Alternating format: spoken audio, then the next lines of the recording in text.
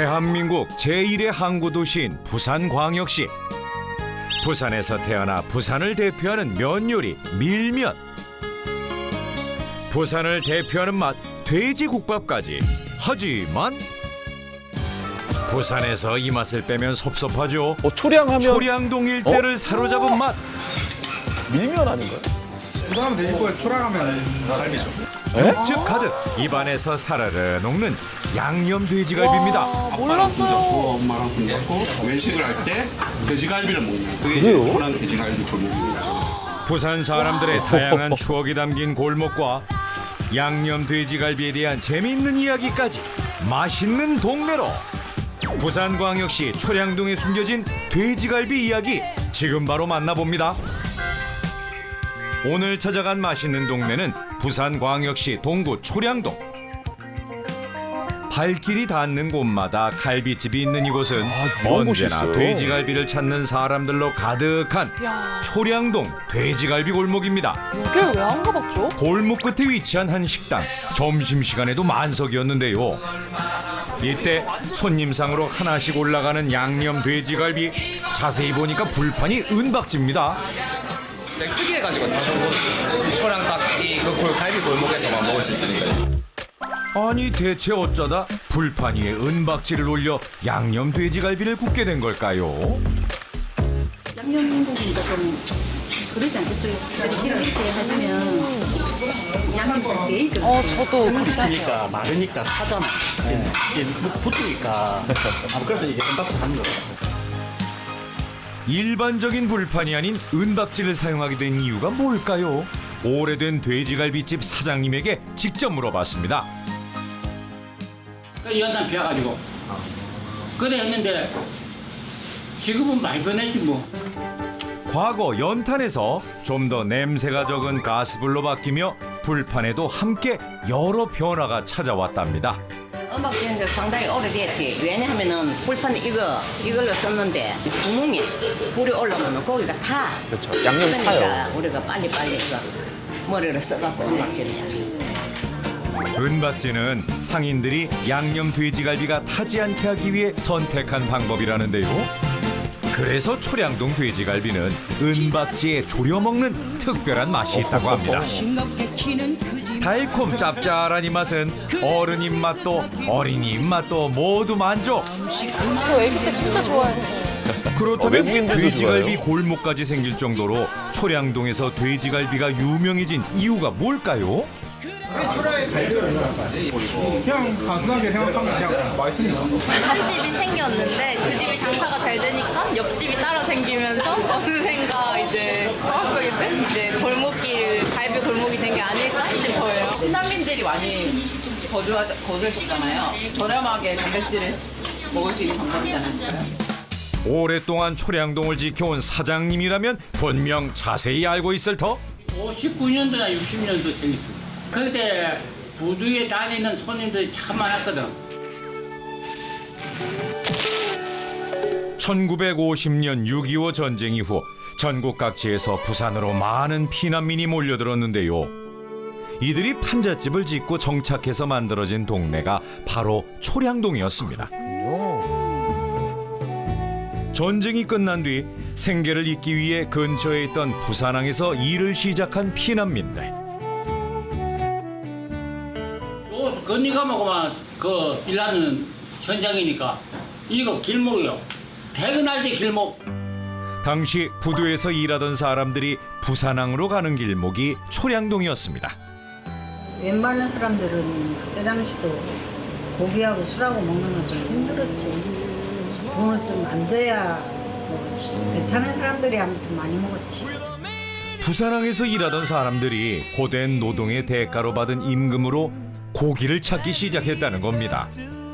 또 전쟁 후 원조 물자로 가축들이 부산항으로 들어왔고 그러다 보니 돼지고기의 유통이 활발했던 곳이 부산항 인근 초량동이었던 겁니다. 이 돼지갈비와 관련된 또 다른 재미있는 얘기가 있는데요. 옛날부터 문진을 마시면은 돼지고기 기름보다 목을 닦아내야 된다. 맞아요. 그런 정설이 있어. 그 사람들이 올직갈때 이어서 막 엄청나게 먹었어. 먼지를 많이 마셨을 때 돼지고기를 먹어야 한다. 이 비슷한 속수를 들어본 것 같긴 한데요. 미세먼지 많은 날에 삼겹살 뭐 이런 거 아니었나요? 그런데 삼겹살하고는 별도도 없고 막 돼지갈비라만. 과학적 근거는 없지만 먼지를 마셨을 땐 돼지갈비를 먹었다는 사람들. 지금처럼 삼겹살을 즐겨 먹기 전부터 돼지갈비를 먹었다는 건데요. 그렇다면 언제부터 양념된 고기를 먹기 시작한 걸까요? 조선시대 각종 문헌에서 흔적들을 발견할 수 있었는데요. 고기를 더 오래 보관하기 위해 뿌린 소금과 간장이 양념의 시작이었다고 볼 수 있습니다. 그렇다면 현재 초량동 돼지갈비는 어떻게 만들어지고 있을까요? 사실 돼지갈비에는 갈비가 없다라는 얘기도 있는데요. 고기 손질을 직접 하고 있다는 사장님에게 물어봤습니다. 옛날에는 진짜 갈비 부위만 했어요. 이 갈비는 요거밖에 안 되거든. 여기서 요거는 갈비가 요거밖에 안 나오거든. 한계산은 여기까지 갈비를 팔가냐.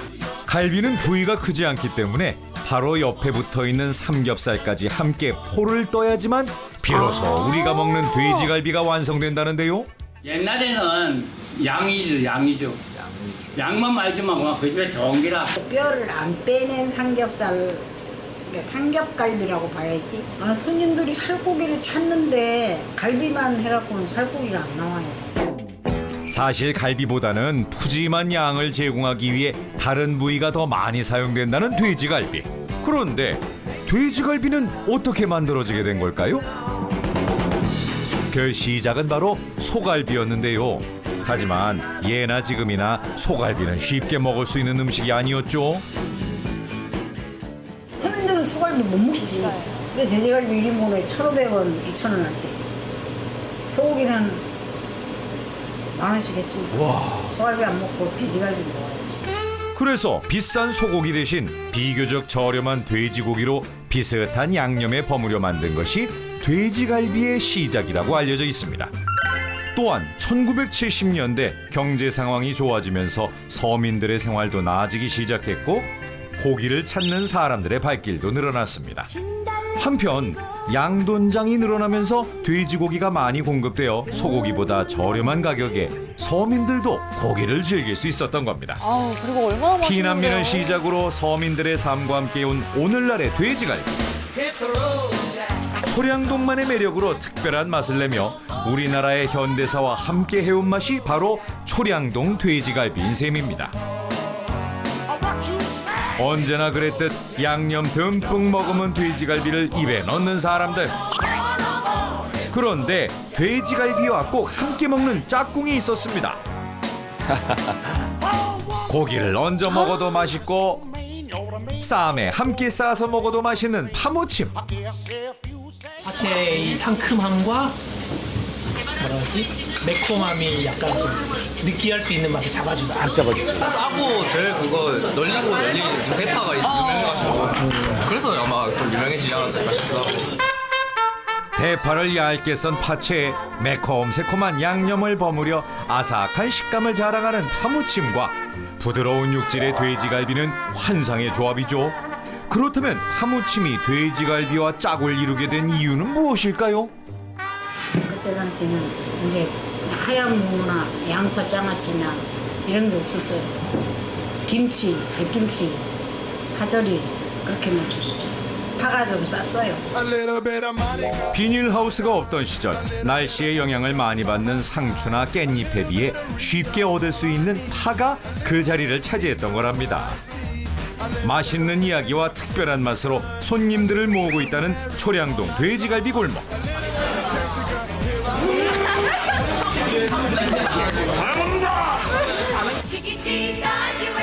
예나 지금이나 서민들의 희로애락을 함께해온 돼지갈비를 먹고 있자면 불판 주위에 둘러앉아 함께 도란도란 이야기를 나누던 옛 추억이 떠오릅니다. 그때 돼지갈비가 최고 음식이라니까. 타지에서 손님이 오면 무조건 모시고 오고 생일날 모시고 오고 뭐 졸업식날 모시고 오고. 이제는 어디서나 볼 수 있는 돼지갈비지만 그때 그 시절 추억이 담긴 맛있는 동네 초량동 돼지갈비 이야기였습니다.